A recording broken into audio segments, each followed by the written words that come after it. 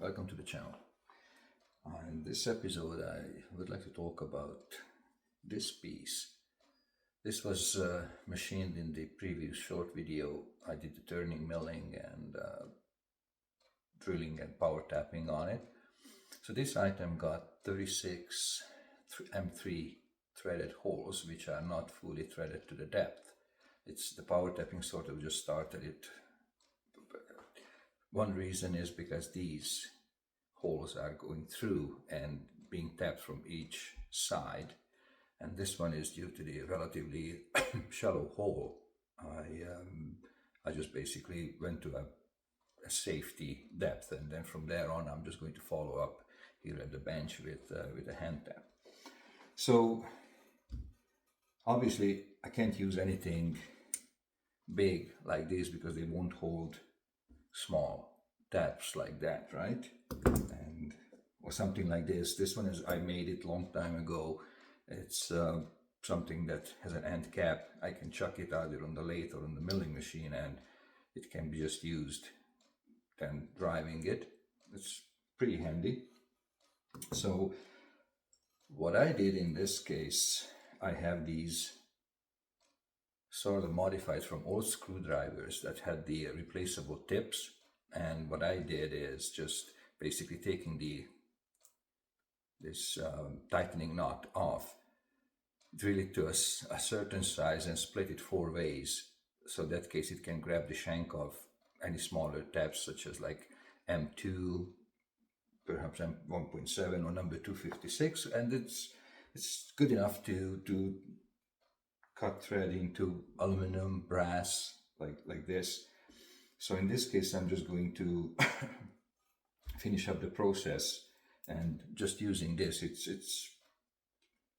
I find it faster than using a smaller T-handle because I don't need that wrist movement. It's more like just a finger. So being 2 units made, altogether I have 72 holes to thread. So I'm just going to start doing it. So basically what it is also, again, it's just that split hole just grabs the shank of the square shank of the tap, and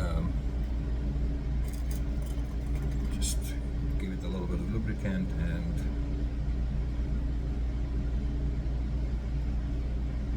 just driving it like this, and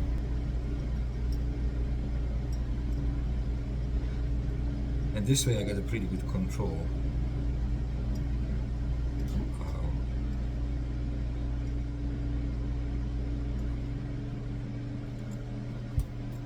Yes, it's threaded to the depth. So we're going right on to the second one. And just go all around.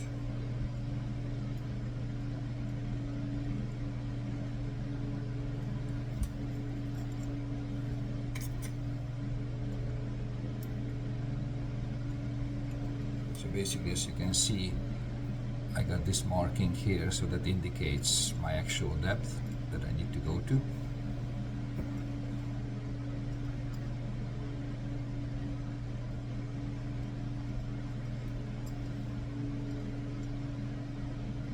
And that's it.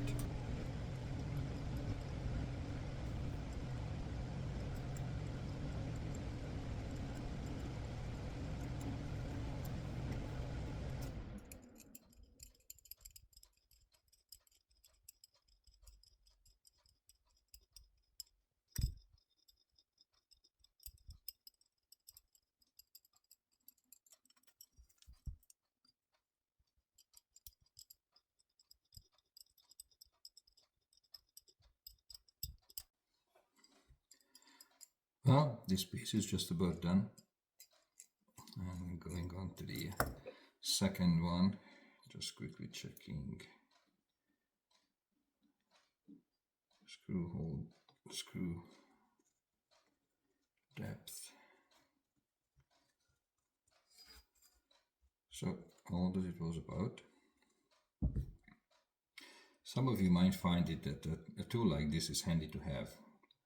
After all, it's hobby machinist, garage machinist, small home shop. It's all about the project, right? And hopefully you liked it. Next time around, my next video would be probably the making of this front making part. On the very first video was the back side, and then comes next the front mating part. Hopefully you can join and check it out. Thank you very much for viewing. Take care.